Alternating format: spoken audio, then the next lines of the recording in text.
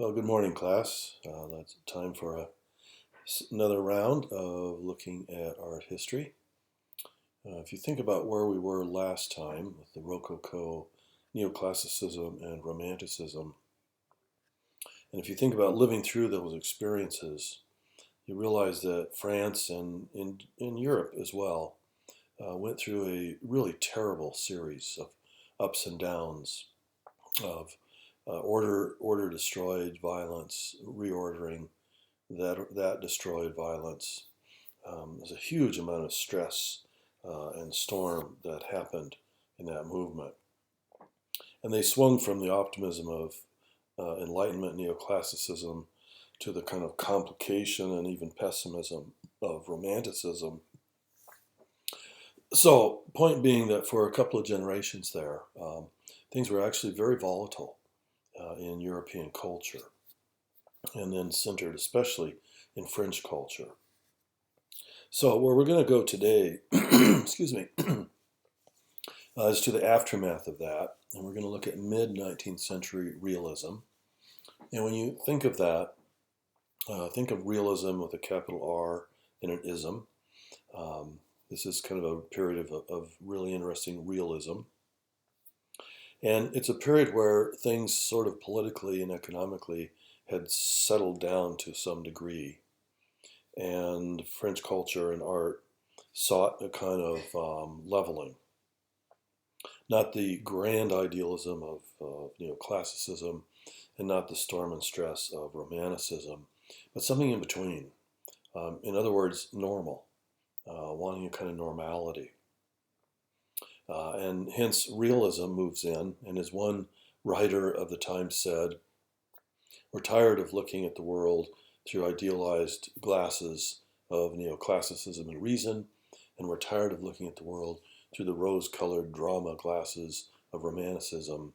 We want to just look at the world through the clear lenses of normal daily reality. And so that's what we're going to find embraced here in today's lecture. There's kind of three phases, actually, of mid-19th century French realism. The first phase is what is sometimes known as the Barbizon school. Barbizon, by the way, is spelled Barbizon.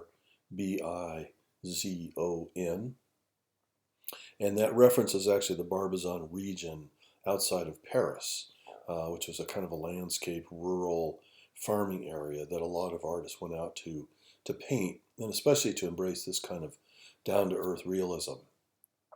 Second phase is kind of a philosophical, political realism.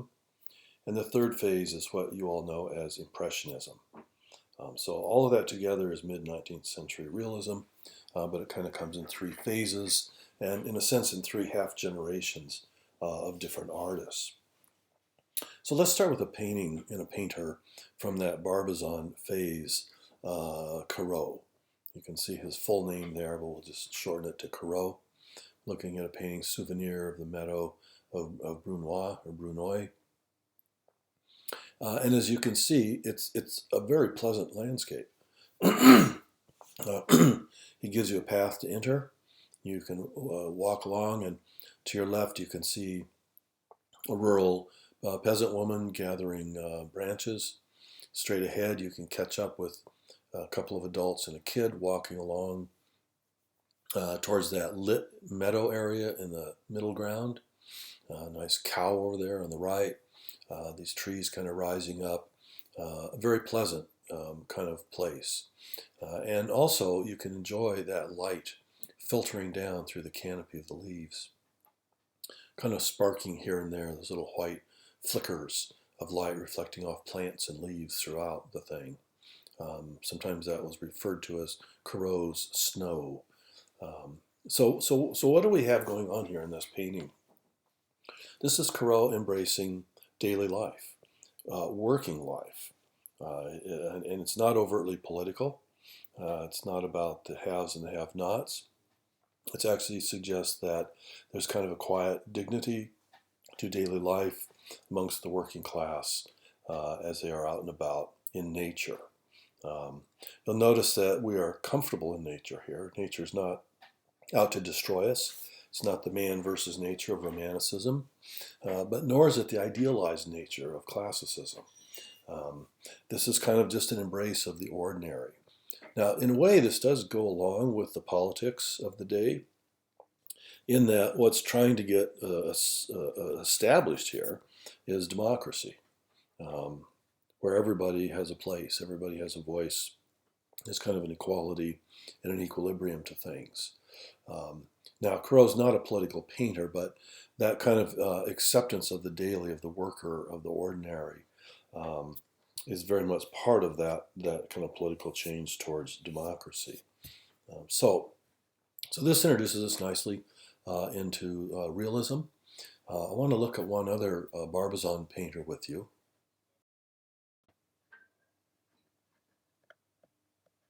So this is the second of the Barbizon painters I wanted to consider with you. The painter here is Jean-Francois Millet, and we're looking at a painting called The Gleaners. Now, Millet's an interesting guy because his early career occurred in Paris, where he was a very successful painter in the French Academy, and was basically doing kind of idealized nudes and scenes that were very popular. Not so much working class Barbizon kind of things. And then he became disillusioned with that taste, and he felt that it was not in touch with the deeper realities of society.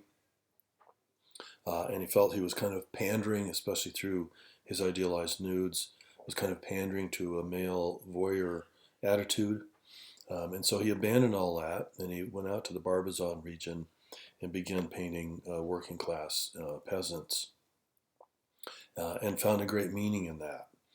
So he's a great embracer of the worker, and the Gleaners is a great example of that. You see here 3 peasant women working in a field. They're actually gleaning, which is to say the harvest has taken place. You can see in the background there the great piles of hay that have been gathered. And typically little remnants are left when the harvest goes through. And it was part of cultural practice to leave those so that the very poor could come through and pick those up. This actually references something all the way back in the Old Testament. This was actually Old Testament law that people were told that after they harvested, they should leave the gleanings for the poor and the sojourner and the stranger, the foreigner. The Book of Ruth, for example, plays that theme up. And in fact, Millet is here referencing the Book of Ruth. He's referencing that kind of Christian sense of the dignity of the worker. So this is a nice point to go a little deeper into this question of realism. Part of being a realist is to paint different social or class strata of society. And on average, Western art has been a, quote, high tradition, which has favored heroes and the wealthy, has not spent a lot of time on the lower classes and the poor, or the poorest of the poor.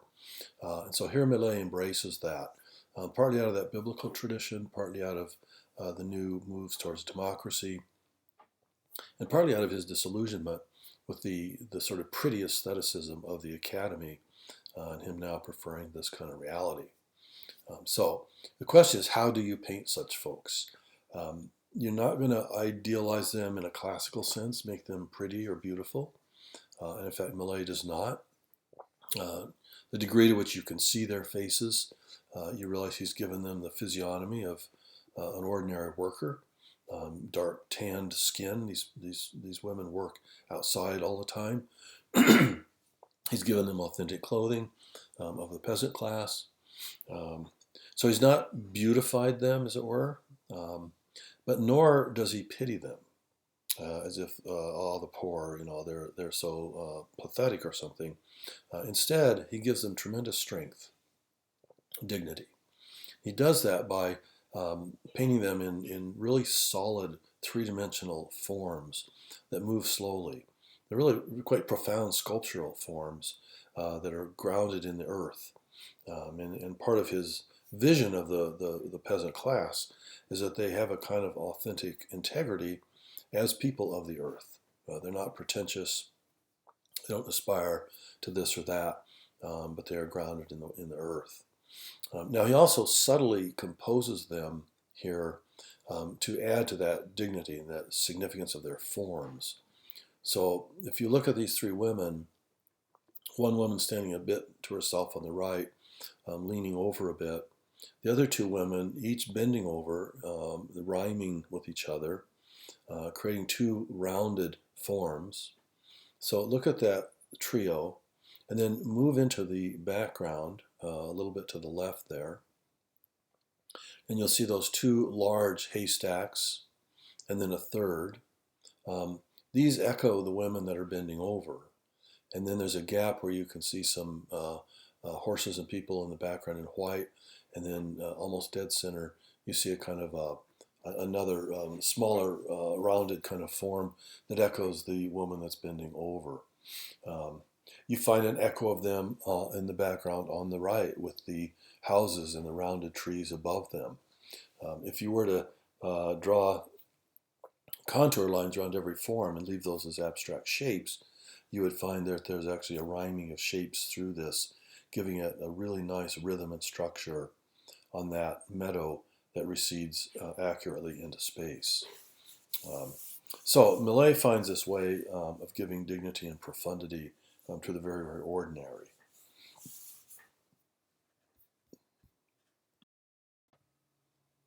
I want to turn to a third of the mid-century realists here, Gustave Courbet. Now, Courbet works more in Paris. He's very aware of what the Barbizon painters are doing, but is not really an intimate part of that circle. He had come to Paris from the rural countryside where he grew up in a small village called Ornans. And coming out of working class, peasant class, rural, into the big city, he immediately was aware of the discrepancies in class structure and wealth and labor. And he also is more political. He's aware of Karl Marx's work. He's a reader of Max Proudhon, a socialist French philosopher, and he's more aggressive in his way of painting. He's more provocative, more political.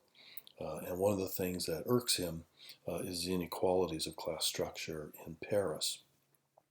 So here in the Stonebreakers, he paints two workers. Now we saw Millet painting rural workers and giving them tremendous dignity where they really belonged and had ownership in the land. But here Courbet gives us different kind of workers. These are menial laborers.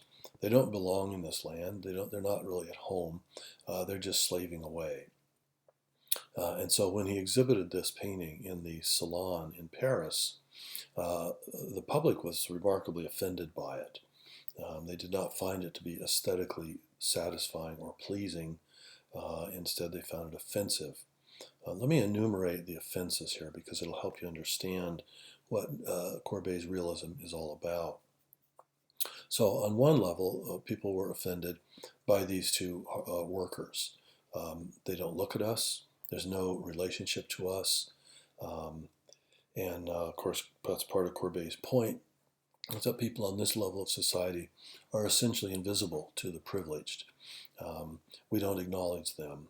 And so Courbet says in turn, well, they don't really acknowledge you either. They're just where they are. Secondly, they were offended by the raggedness of these guys' clothing and the dirtiness of it. The old man has holes in his socks. He's got a tear in his vest. The boy has no socks. He's got a tear in his shirt. The clothes seem dirty and sweaty. The idea of the French Academy is that art is about beauty, truth, and goodness. And Courbet here is saying it's about truth. This is the truth of these folks, but beauty and goodness not so much present here. Thirdly, they were offended by looking at these two figures, one being a boy, the other being an old man, and that suggests the span of their life, the span of a menial worker's life. In your youth, you begin working hard as a child. You die working hard as an old man. There's no sense that your life is going somewhere or has a higher purpose. And so that was a kind of a slap in the face of the privileged. And lastly, viewers were shocked by how Courbet applied his paint. He's found a way to apply paint that is a match to the realism of his subject matter.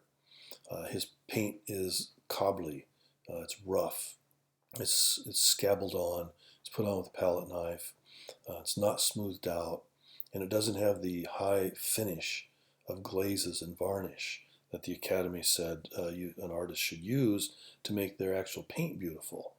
And so the paint is as rough as the guys in the painting. All of this felt like a real protest, a real prophetic conviction of the wealthy and the privileged, which is exactly what Courbet intended. To drive this home a little bit, let's look at another painting of a very poor person on the margins of society. Our subject here is the Bohemienne. She is what some of us would call a gypsy girl. More accurately, she's part of the Roma ethnic group. And this is a group of itinerant wanderers who earn their living by playing music on the streets, by begging, by picking pockets. They're sort of a group that's resented in terms of their ethnicity and their lifestyle, and are typically rather poor. Now, in this case, this girl is painted by William Bouguereau. Bouguereau was one of the most successful painters in the French Academy, and he very much embraced the Academy's aesthetic of beauty, truth, and goodness, of smooth painting, of using glazes and varnish, and very elegant, slick surfaces. So here you see a poor young woman painted in a very elegant, beautiful way. This is exactly what Courbet is objecting to with the Academy. In other words, Bouguereau has aestheticized her. And so even though we look at her and know she's poor, we don't feel her poverty the way we felt the poverty of the Stonebreakers. Instead, she becomes what that era calls picturesque. And you can actually enjoy looking at her. Oh, how quaint, how interesting, a gypsy, a musician. And we go away enjoying our privilege and thinking that she enjoys her poverty because she's so lovely, right? You'll notice, for example, her bare feet are quite lovely. The skin is nice, it's pink. In reality, a barefoot street musician has scabby feet, inflamed ankles, and so on. Bouguereau also gives her a sentimental look, the way she sits and cocks her head and rolls her eyes up and pouts just a little bit. So this is what the realists found highly offensive. And at this point, the aesthetic of the French Academy is starting to come under attack by a group of artists, these realists, who we can now start referring to as the avant-garde. Courbet was a leader of the avant-garde, and I'm beginning to lay out here some of their ideas. Now, just to make sure we touch all bases here, what is the definition of avant-garde? It's something that originated for artists in the middle 19th century, but it's an older term. It's a military term, and in military it represents a group of the advanced guard, which is to say very elite trained scouts that would go out ahead of the army to scout out the scene and assess the enemy and come back and report to the main army the best way to fight the battle. Artists here begin to adopt that term, and the realists embrace it, saying that's the role of the artist, is to be ahead of society, to critique society, to come back and report to the main of society as to what's wrong and what's right in the society. So we're starting to see art here detached from traditional patronage, traditional aesthetics, and become a more independent, more fierce kind of cultural energy. So, by the way, the Minneapolis Institute of Art owns this painting, and you can see it there. It's usually hung in the rooms that show period furniture pieces. Now, I want to make this even more complex, so let's move to another mid-century realist, Edouard Manet, with an A, not Monet, and his painting Luncheon on the Grass. Now, what I was just saying about Bouguereau, you could argue was overly negative. Bouguereau actually is a brilliant painter. He was very successful, very wealthy. Um, and so the question is, are the realists rejecting good painting, or is this more social and political, and they are changing painting as a result? So given that, let's take up Manet, because Manet is a painter's painter. He respected that tradition of fine painting, even though that socially and politically he's embracing this more avant-garde look. However, he wants to maintain the depth of the great tradition of painting. He wants to maintain a sense of the deep ideas that they had, but to do it in a way that is contemporary, that is modern, that is realist. So let's look at how he does that in this painting. So he executes this painting and he exhibits it in the Great Salon exhibition of 1865, and this painting causes a furor.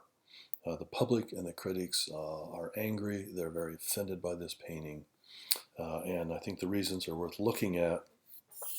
But also we're going to look at Manet's responses to their criticism. So what do we have in this painting? Well, we have a park scene. This could be down in the city parks in Paris, and we have four individuals, two young men who are very contemporary French young men. They're dressed the way students and poets and intellectuals dressed. So clearly these are contemporaries. Okay, they're not historical figures. They're very much contemporary figures. With them are two young women. One is kind of padding about in the water in the background in her slip. The other is seated with the young men, stark naked, and looking out and making eye contact with us.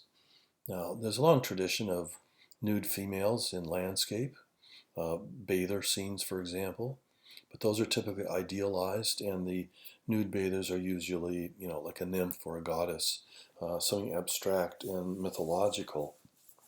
It was very clear to the public that these women, just like those men, are contemporaries. So, for one of the first times here, you do not have a nude woman in nature amongst men. You have a naked woman. A nude's an abstract ideal. Naked is there you are without your clothes on. And in fact, you can see her clothes in the lower left corner where she's taken them off and piled them there amongst their picnic basket and food. So what is happening in this painting? Why is Monet doing this?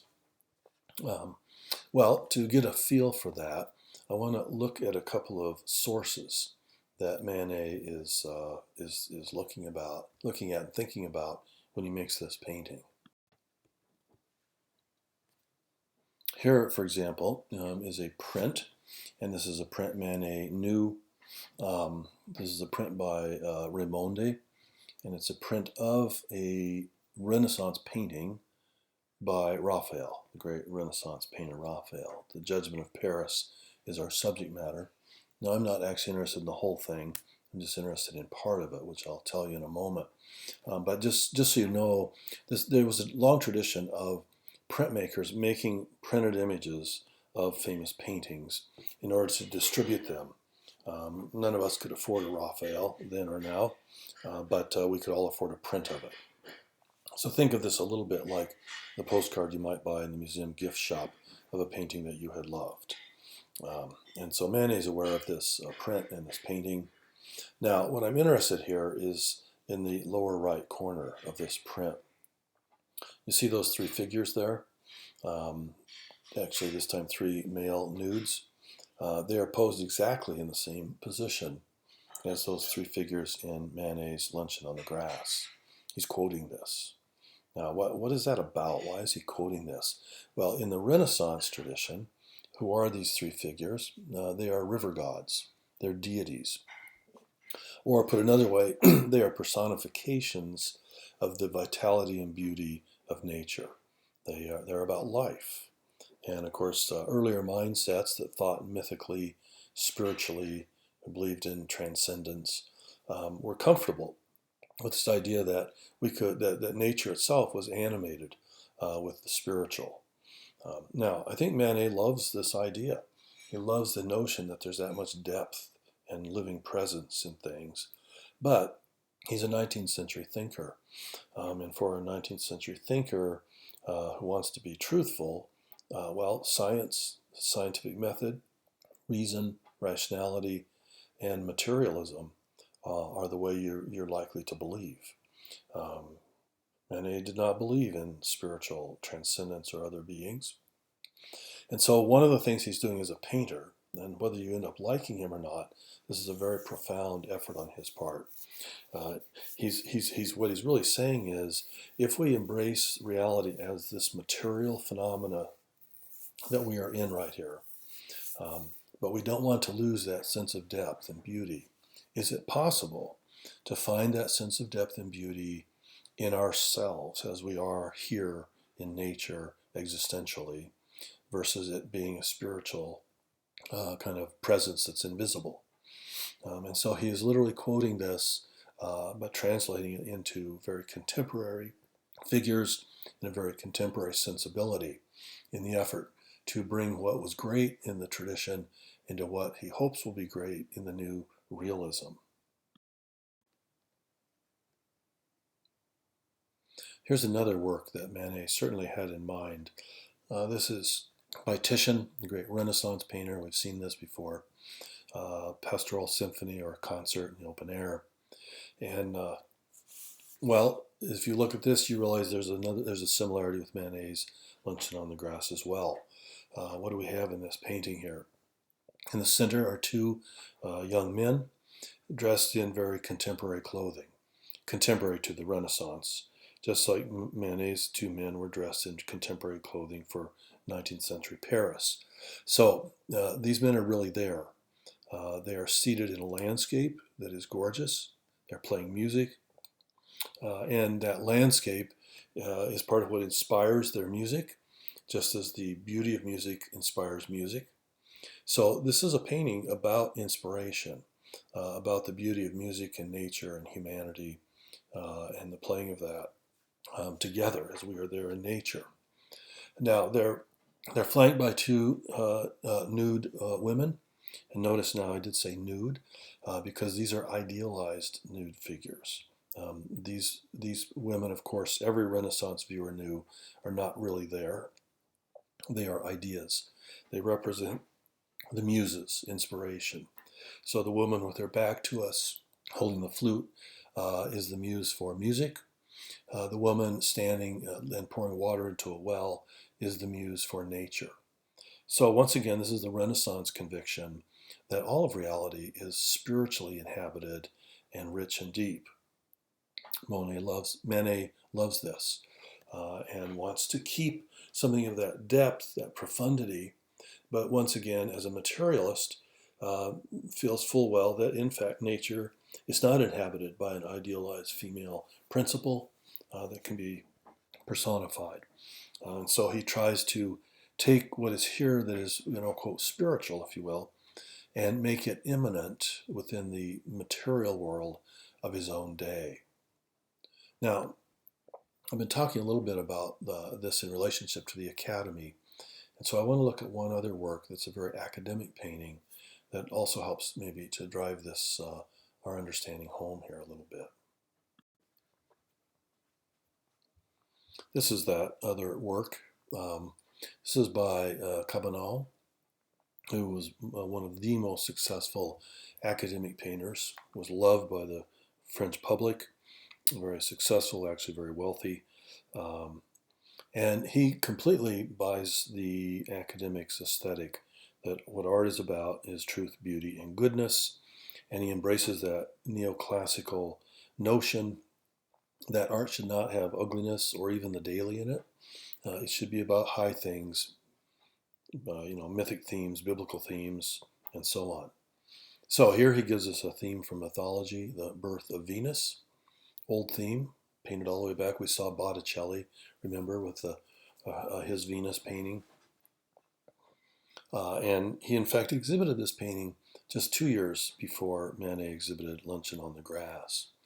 Now, this is a painting that the realists, Courbet and Manet, Millet, these abhorred. They felt this painting was sheer hypocrisy. Um, they felt that in the name of high traditional ideals of beauty, that it was basically slick cheesecake voyeurism.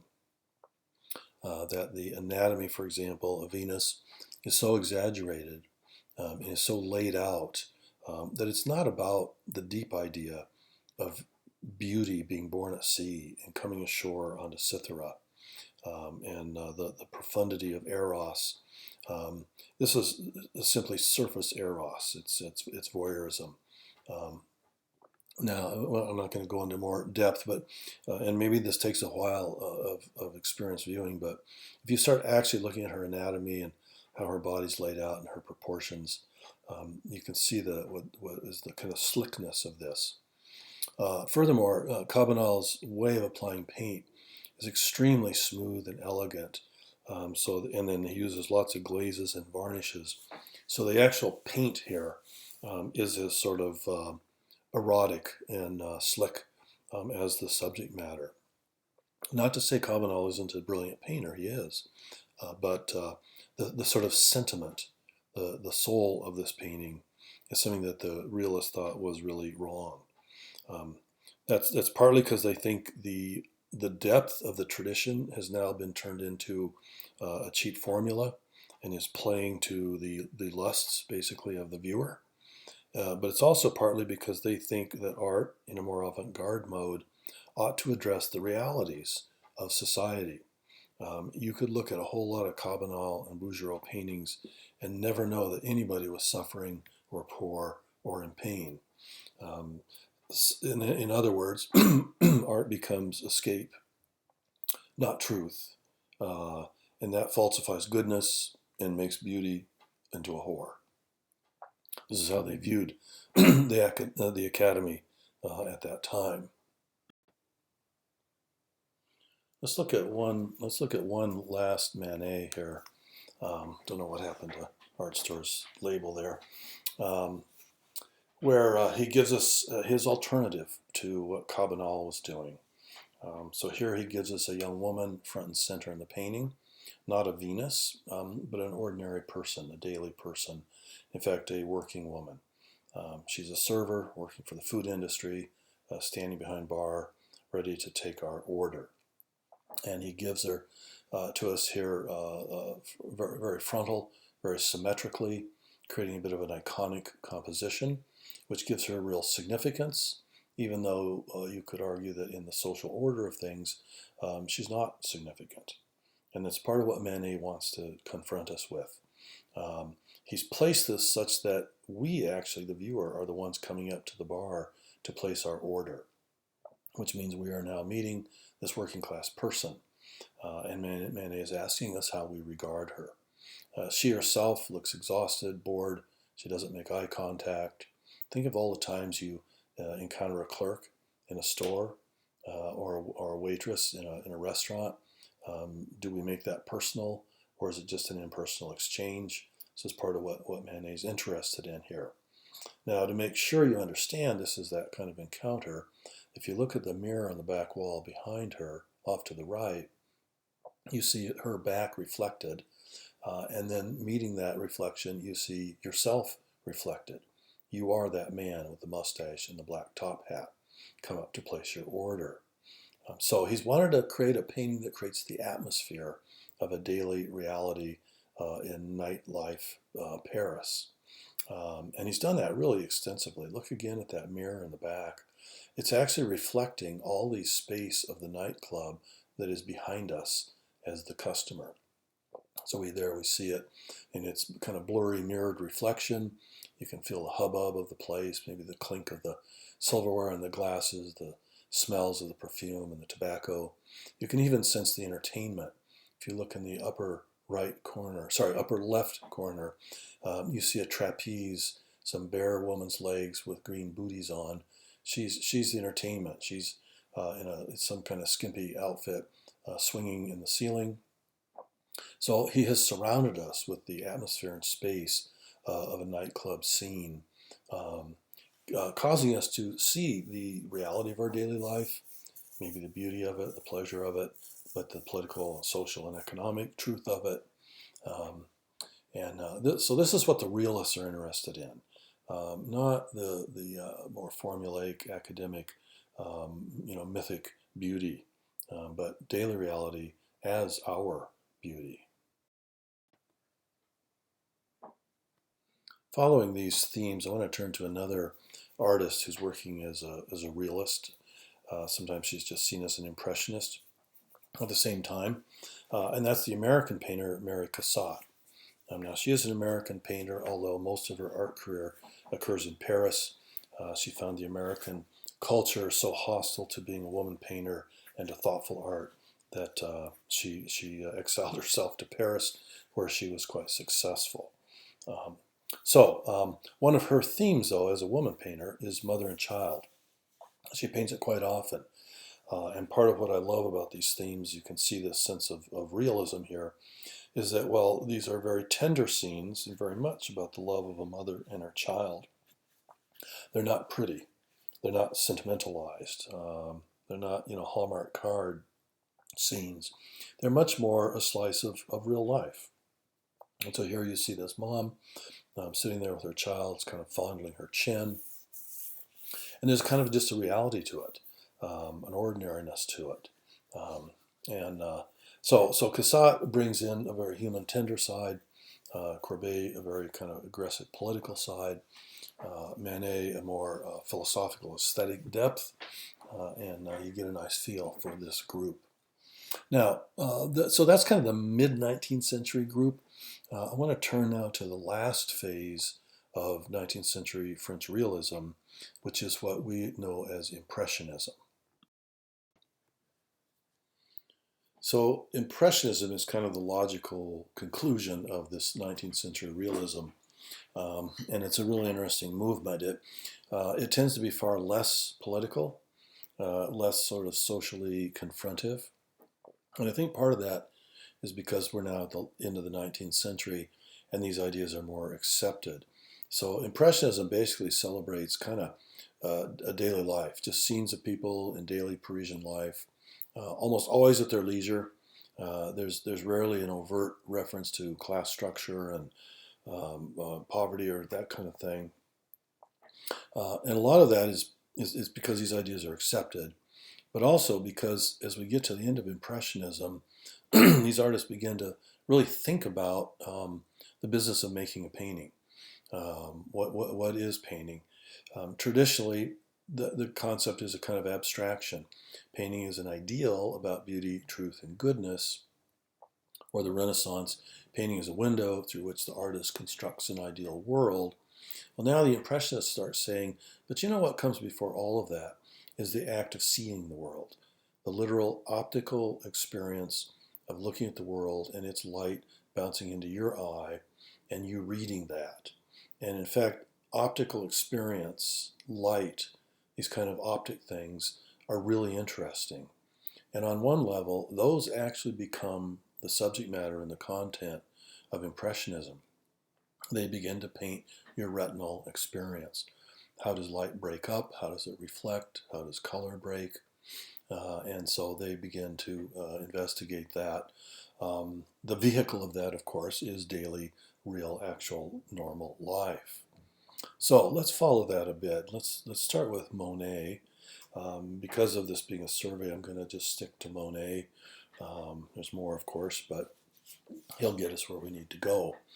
And so let's start with this work, Impression Sunrise, 1872. This is actually, as far as we know, the first work where that term impression got used.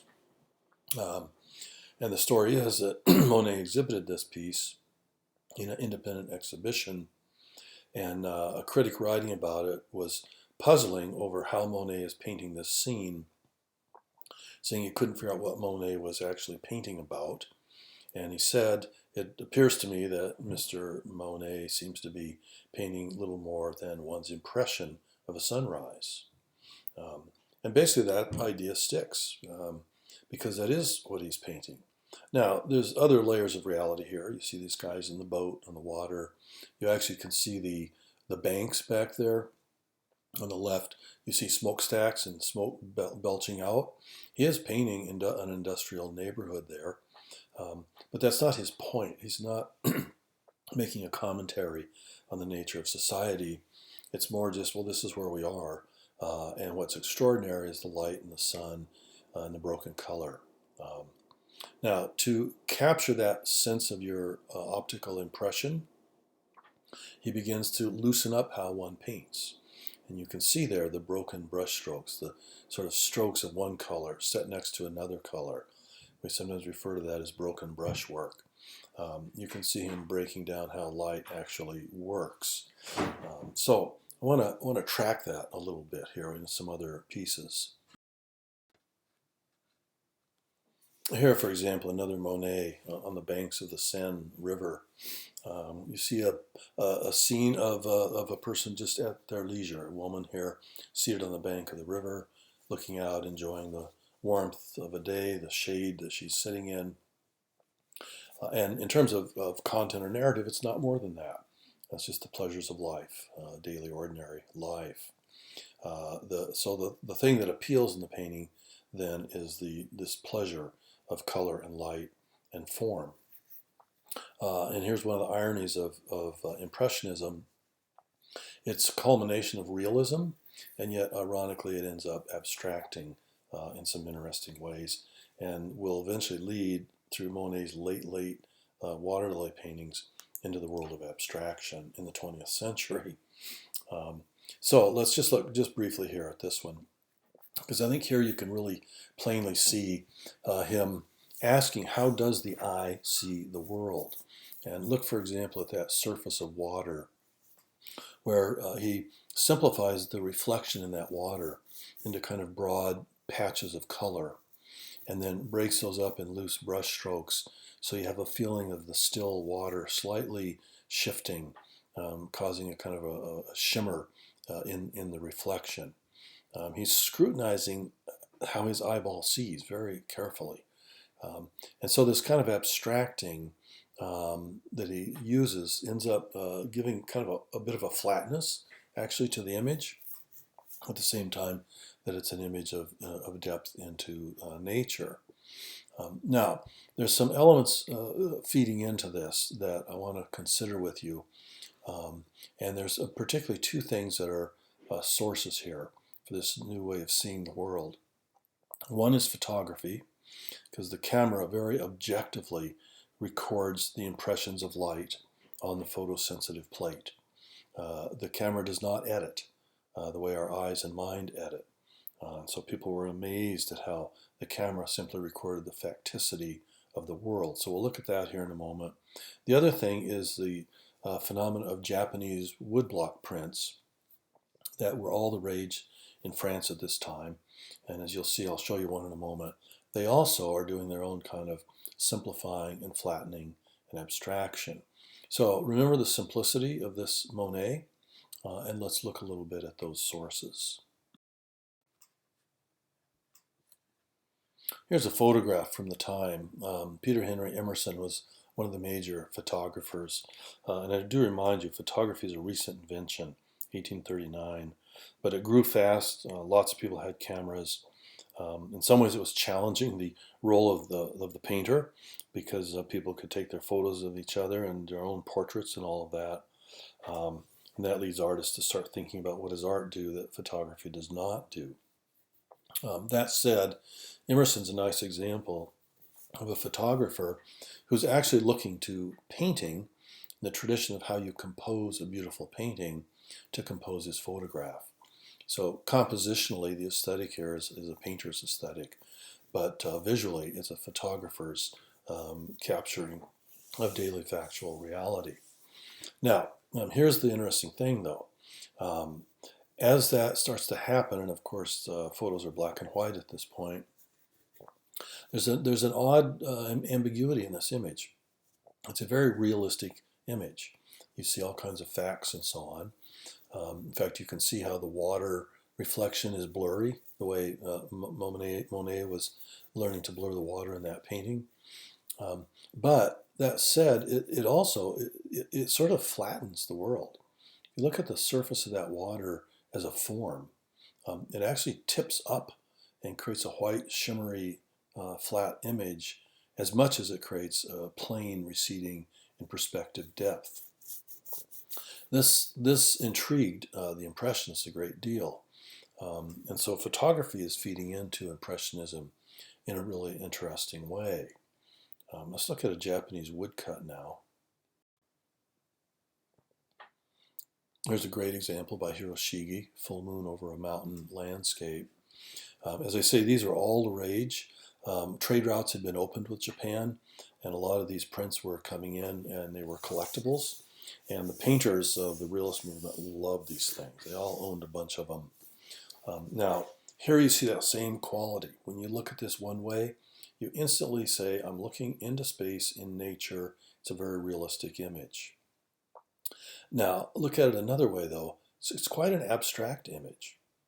Look, for example, at Mount Fuji, that volcano there in the background, and how the Japanese artist treats it. It's really a flat shape with a crisp edge, or the way he treats the water. It's a white flat space that blends into a blue flat space. The sky is quite flat. The mountains are quite simplified. Now, if we look at the history of Japanese art, that's coming out of their tradition and even their religious, spiritual sensibility. I don't think the French are especially aware of all of that. They're just seeing this almost as a decorative, flat patterned composition that portrays nature. So that photography, this interest in optics, all these things start feeding into Impressionism. This Monet, for example, Le Boulevard de Capucines, is a great street scene in Paris. You know, he wants to give us this sense of a modern urban experience here with all the people and the traffic hubbub up and down the street, moving about with this really wonderful winter light that filters down through those trees. And he is as interested in giving us the impression of this scene as he is documenting this scene. So I want you to notice the space now. Now this gets subtle. You're going to need to train your eyes to this. You read this space as a naturalistic landscape, in depth, in perspective. But if you also look at it from another way, that space kind of flattens up. That street tips up flat. He's asking here, how does modern vision work?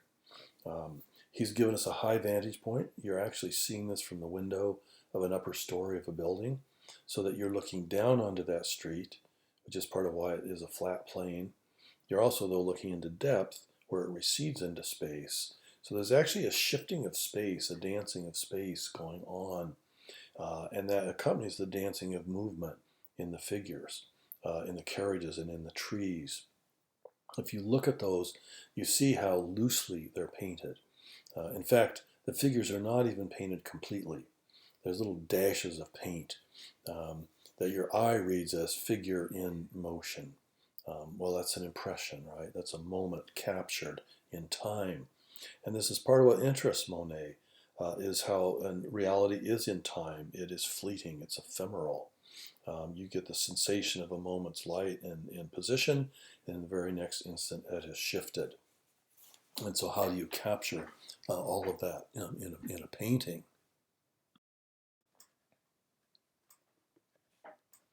Let's push into this a little bit more.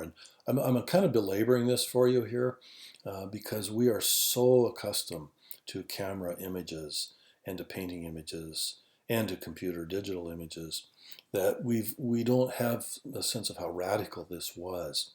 But you have to remember, before the camera, the only images anyone ever saw were images made by hand, edited by the mind and an aesthetic ideal. So the camera is suddenly seeming to show us, stark reality. Painters are adjusting to that, but also stealing from that. But all of this causes a really keen awareness of thinking self-consciously about the eye and how the eye sees the world. And there's huge fascination with this at the time. So let's follow this just a little bit more. Now, I just showed you a Monet Impressionist painting of a street. Let me show you a contemporary photograph of a street. And as you can see here, it's picking out all that light and detail and great precision.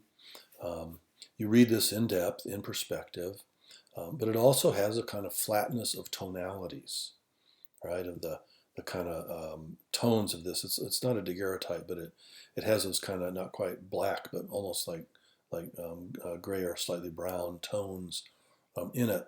And the tonal pattern is very strong in this to the eye, as well as the hyper-realistic detail. Now, as photographers were thinking about this, they were a little puzzled by the way this street kind of is both in depth and yet tips up into a flat plane on the surface of the photograph. The obvious explanation for that, which they were very aware of, was that the camera sees the world through a single lens. It is a monocular vision. We humans see the world through two lenses. We have two eyeballs. We have binocular vision. And literally, as you look at the world, each of your eyes is taking a moving picture of the world, sending that through the optic nerves to the brain, and the brain is averaging those two eyeball videos of the world into a single unified image. Hence, we have depth perception, and we see the world a little bit more the way a Renaissance painter sees the world. But is that the truth, or is the camera telling us more the truth? So this becomes a point of fascination.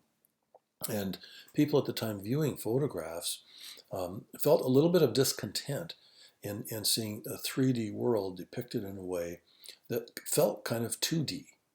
So what did they do? Well, some photographers came up with an interesting solution. So people viewing photographs and painters thinking about all of this actually got interested in a kind of weird tension over this. And some photographers and viewers of photographs actually weirdly felt a little discontent with looking at those sort of flattened single lens photographs. So one of the odd solutions that some of them came up with was the idea of stereoscopic photography.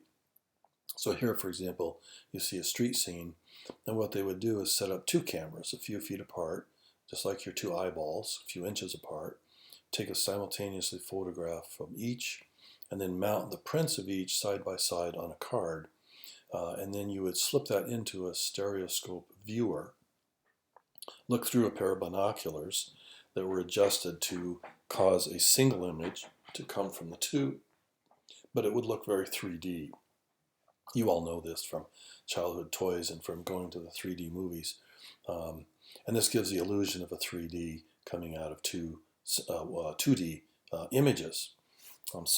These are goofy, but it's actually an important part of the intellectual culture as people are asking, how is it that we see the world?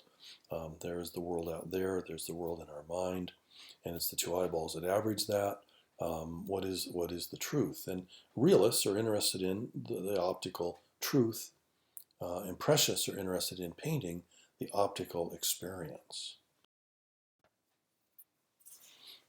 In some painters, like Gustav Caillebotte, you can really literally see this kind of experimentation going on with optics.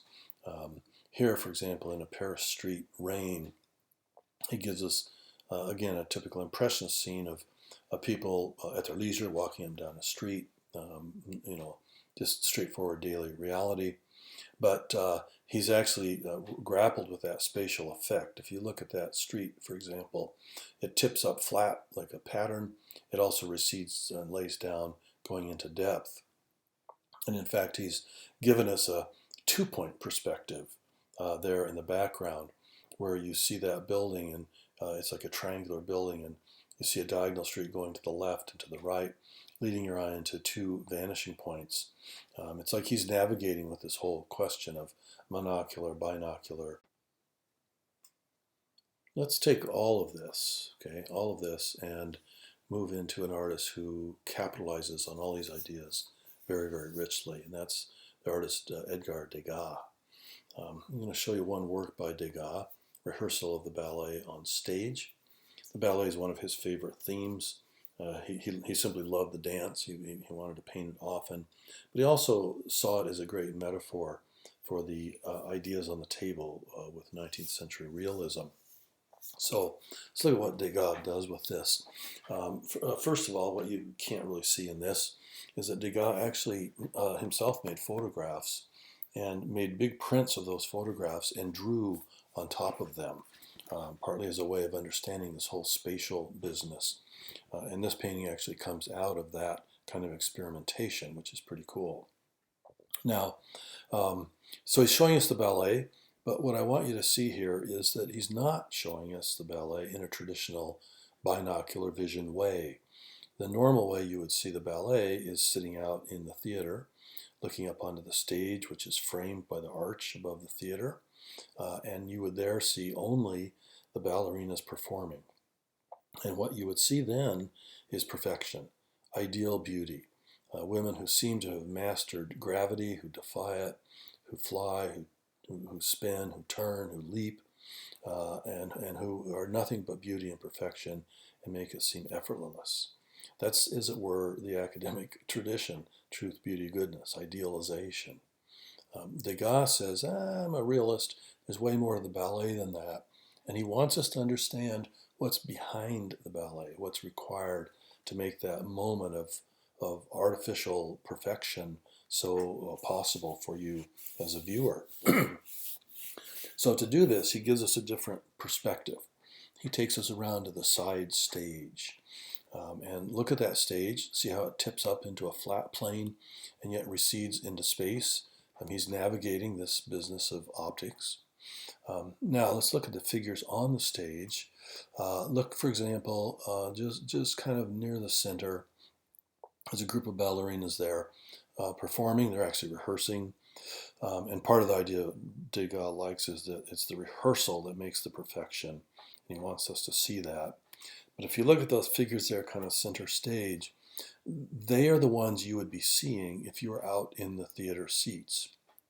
And there you see their perfection. And they look pretty great there, her up on her little pirouette toes, dancing away. But from this side view, you also get what else is going on side stage, backstage, and across stage. As it were, you're getting a composite view, multiple view of the reality of the total ballet phenomenon. So what do you see side stage? Well, right in the foreground you can see the tops of two bass vials poking up and curling up. This references the musicians that are playing for us. And then you see there in the foreground and off to the lower left corner, the ballerinas who are waiting to go on. And while they wait, they are not so lovely and beautiful and graceful. One sort of sits down and stretches. Another in the far left, there's kind of a group of 1, 2, 3, 4 that sort of sit there. One of them hangs on the scenery. One of them is stretching her arms and yawning.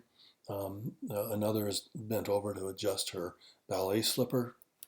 These are very mundane, ordinary, practical human gestures that are not part of the perfect artifice of the ballet. So Degas tells us about that.